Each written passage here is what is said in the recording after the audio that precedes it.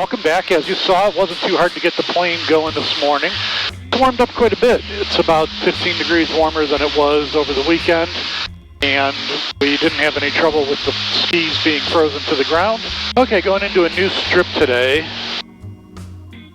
I haven't been in here before. And Lone Rock traffic, the yellow ski plane has the straight in 27 traffic in sight. Lone Rock.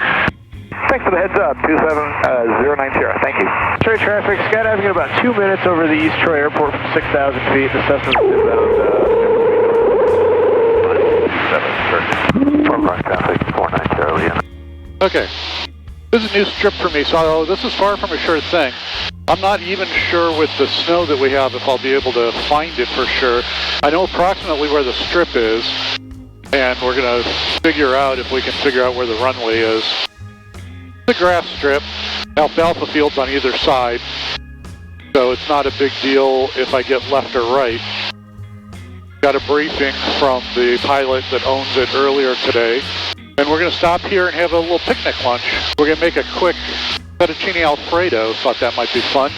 It's about -4 Celsius today, so pretty warm. Good day to kind of just hang out and enjoy the nature.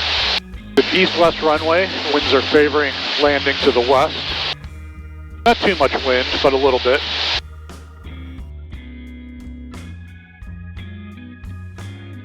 Alright, time to start slowing down. We're almost there. Okay, I found it. Got the strip in sight. I was thinking I'd land to the west, but it looks like a pretty big hill coming from that direction.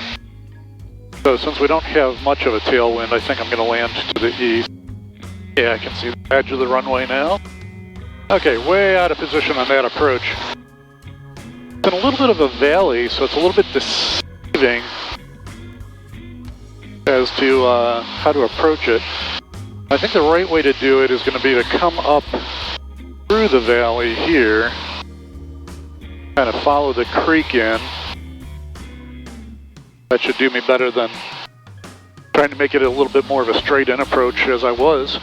Sure, once you've done it once, it's a lot easier to figure out. Oh yeah, this is definitely better. Look at that, I can see the strip and everything.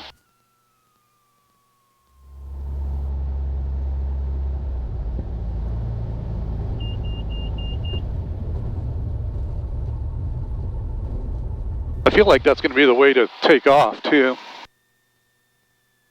Okay, time to make some fettuccine alfredo.